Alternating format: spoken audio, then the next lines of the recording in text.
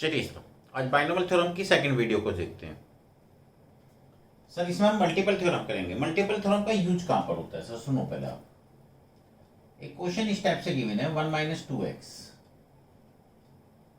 Plus 3x square की power 10।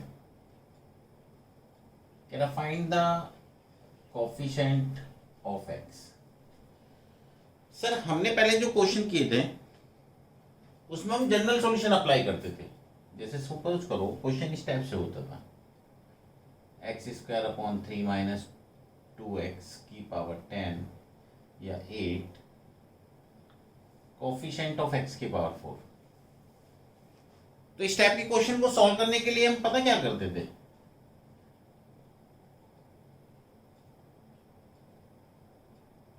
एक general term बना देते T R plus 1 8 CR x square by 3 की पावर 8 माइनस आर की पावर आर। फिर यहां से x की वैल्यू जो x के कोफिशिएंट होते होते उनको एक साथ देते थे। 1/3 को अलग लिखा है 8 माइनस आर, इसको इसके साथ 16 माइनस 2r माइनस 1/2 की पावर आर। इस x को ऊपर ले जाइए, T R plus 1 8 CR 8 minus R 16 minus 2r minus are.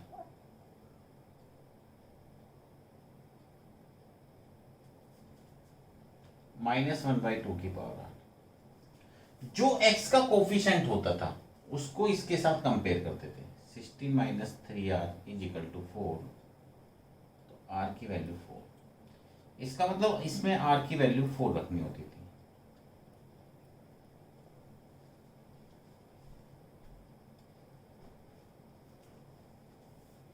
इसका मतलब कोफिशिएंट ऑफ x की पावर 4 वो होता था 8c4 1/3 की पावर 4 माइनस 1/2 की पावर 4। इसका जो मल्टीपल होता था, तो जब दो वेरिएबल होते थे तो उसको सोल्व करने का सबसे अच्छा मेथड यही होता था सर।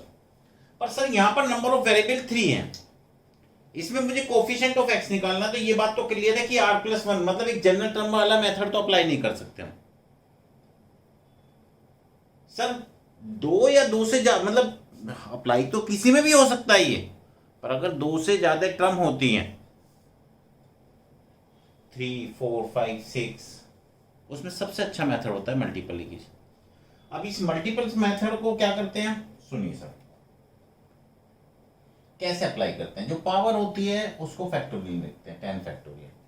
सर मैंने इसकी पावर को r, इसकी पावर को s, इसकी पावर को t लिया। r factorial, s factorial, t factorial. और भी कोई वेरिएबल होता तो उसको k सपोज कर लेता। इसके बाद 1 की पावर r माइनस 2x की पावर s 3x स्क्वायर की पावर t। ये बात भी क्लियर है कि r plus s plus t का जो सम होगा वो इस पावर से ज्यादा नहीं होगा। चलिए sir 10 factorial, r factorial, s factorial, t factorial. 1 की पावर r 1 ही होता है सर।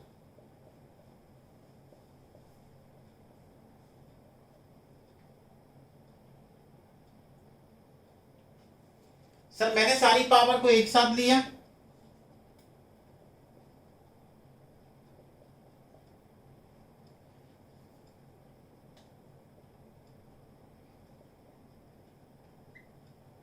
जिसका आपको कोफिशिएंट निकालना हो उसको इसके इक्वल टू रख दीजिए। यहां पर कोफिशिएंट ऑफ x चाहिए, यानी x की पावर 1 चाहिए।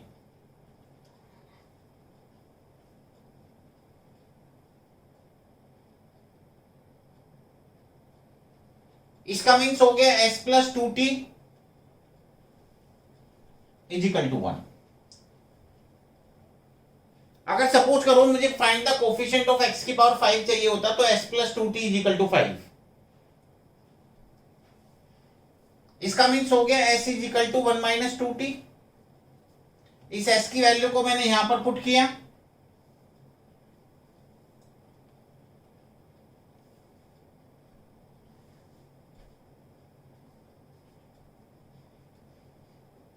टी प्लस आई और एस की वैल्यू 1 माइनस 2 टी।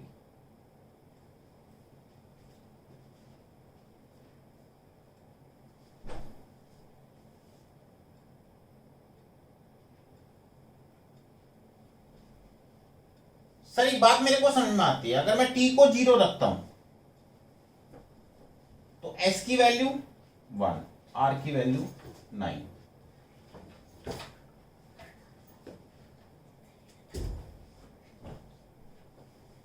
और सर टी इक्वल टू 0 से क्यों रखते हैं? सुनिए सर, क्योंकि बाइनोमियल एक्सपेंशन 0 से स्टार्ट होते हैं,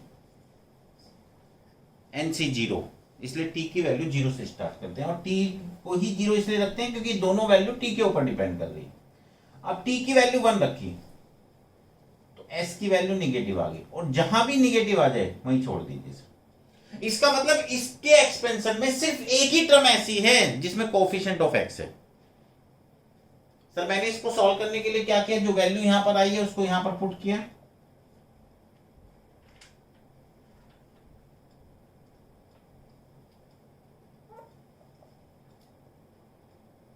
-2 की पावर एस, एस की वैल्यू 1, टी की वैल्यू 0, इसका तो कोफिशिएंट ही चाहिए था। 10 को बाहर निकाला 9 फैक्टोरियल, -2, 3 की पावर 0 1, ये 1 ये 1, इससे कैंसिल -20x, इसका मतलब कोफिशिएंट ऑफ x -20। अगर सपोज करो ये वाली वैल्यू भी लाई करती तो सर मैं इसको भी यहां पर रखता, फिर इसका भी सॉल्यूशन निकालता, इसका भी सॉल्यूशन निकालता और दोनों को फिर ऐड कर देता। नोट करिए सर पहले, बहुत इंपॉर्टेंट, और भी करते हैं डिस्कस।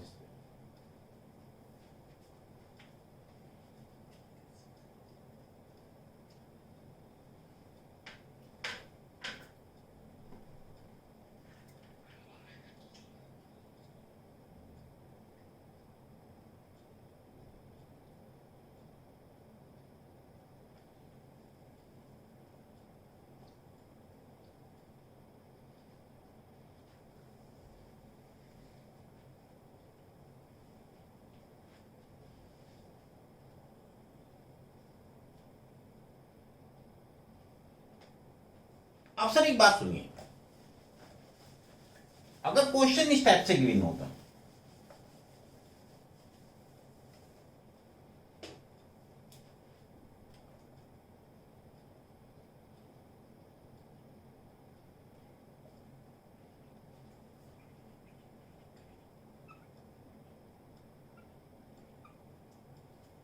कह रहा coefficient of X square Y की पावर 4 इंटू जेड क्या होगा? सबसे अच्छा मेथड है सर मल्टीपल थ्योरम, 8 फैक्टोरियल, इसकी पावर को आर, इसकी पावर को एस, इसकी पावर को टी, इसकी पावर को के दे दीजिए। R factorial, S factorial, T factorial, K factorial, 1 की पावर आर, 2x की पावर एस। सर ये बात भी क्लियर है कि r plus S plus T plus के इज इक्वल टू 8। एक बात मुझे और भी समझ में आती है सर, 8 फैक्टोरियल,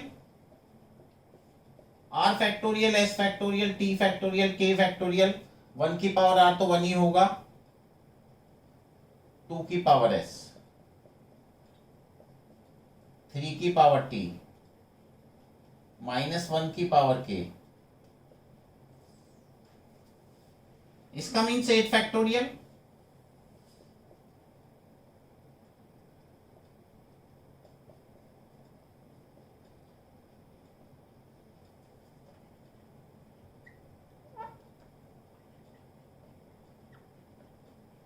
अब ये चेक करिए सर, s में x की पावर कितनी चाहिए? 2, तो इसका मतलब s की वैल्यू 2, t में चाहिए 4, k में चाहिए 1, इसका मतलब r कितना होगा?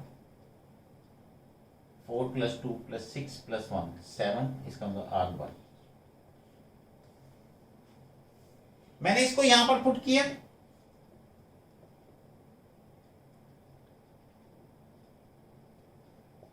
टू की power s,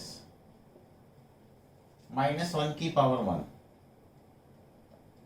x square Y की पावर 4 जेड की power 8 factorial 8 into 7 into 6 into 5 into 4 2 into 1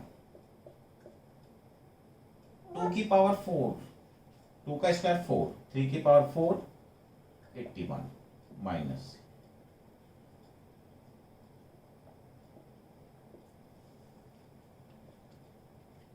cancel minus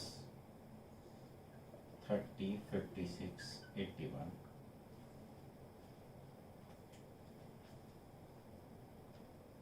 60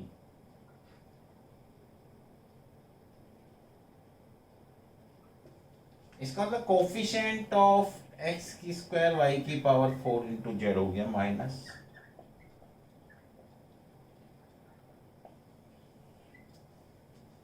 not करिए मल्टीपल थ्योरम समझ में तो आ गई होगी।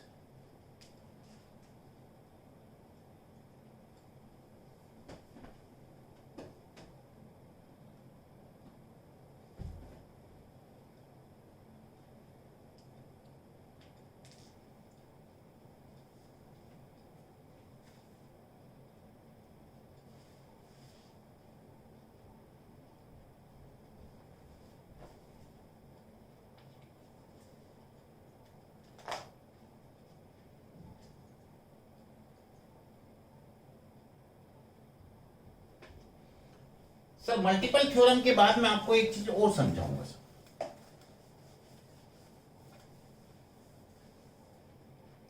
सर बाइनोमियल थ्योरम में एक चीज और ध्यान रखना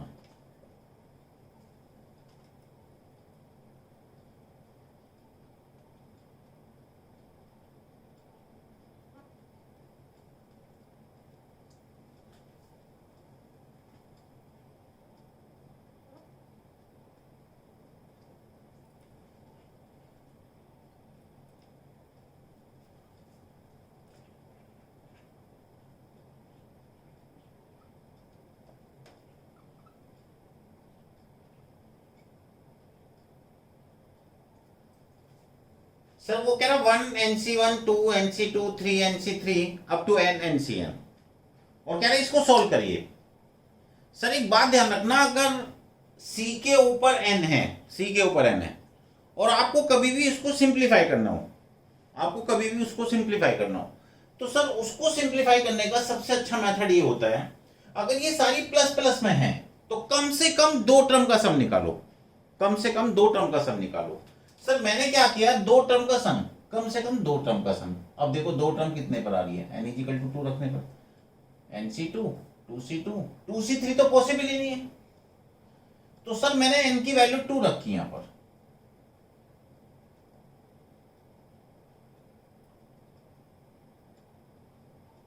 ये लाइन ही करेगा 2C1 2 2C2 1 आंसर 4।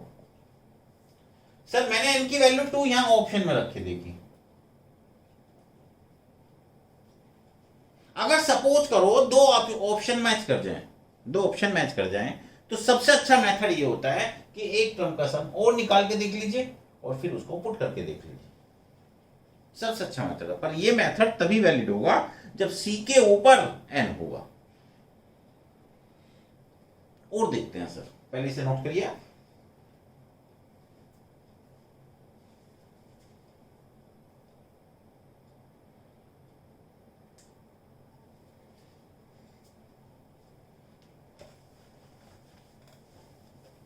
एक बार क्वेश्चन इस टाइप से था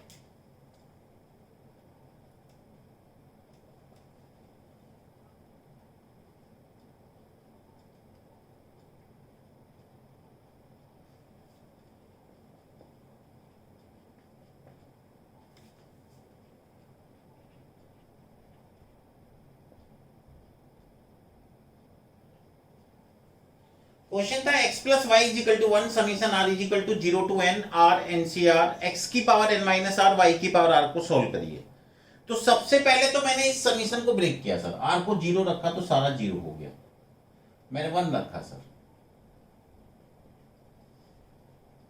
फिर 2 रखा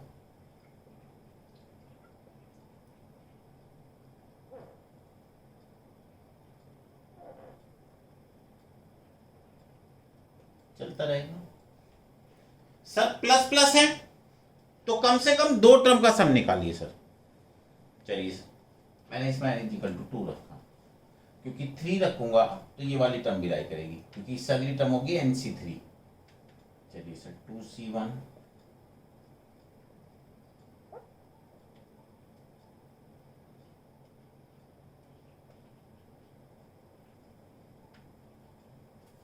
2C1 2, 2C2 1, x की पावर 0 1,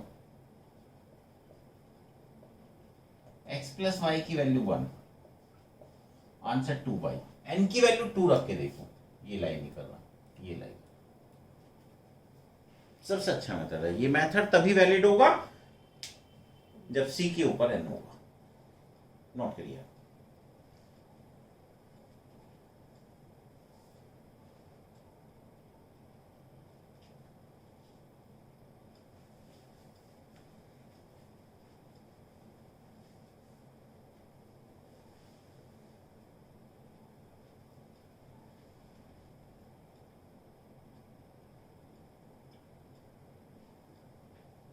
देखिए नेक्स्ट क्वेश्चन।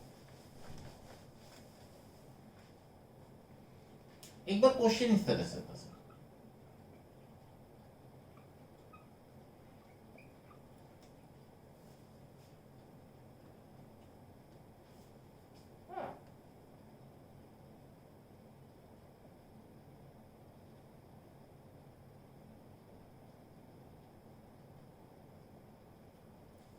क्वेश्चन था NC0 minus NC1 plus NC2 minus NC3 plus NC4 up to this, और कह रहा है इसको सिंप्लीफाई करिए। सर मेरे को एक चीज तो समझ में आई, C के ऊपर n है, और एक बात और भी ध्यान रखना सर, अगर प्लस माइनस है तो कम से कम 4 टर्म का सम होना चाहिए, 1 2 3 4। अब ये देखो 4 टर्म कितने पर आ रही है, n इक्वल टू 3 रखने पर, ये तो लाइन नहीं करेगी। 3C0 1, 3C2 3,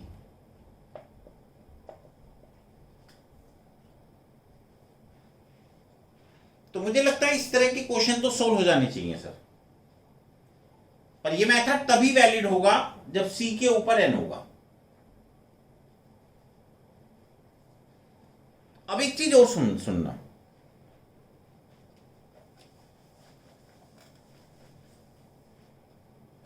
अगर सपोज करो मैं आपसे कहता हूं 1 प्लस एक्स की पावर 10 है,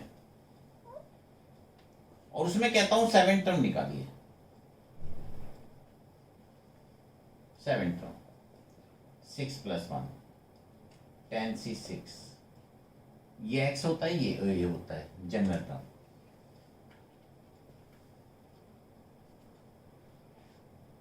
इसका मीन्स हो गया T7 10C6 x की पावर 6, इसका मतलब कोफिशिएंट ऑफ 7th टर्म,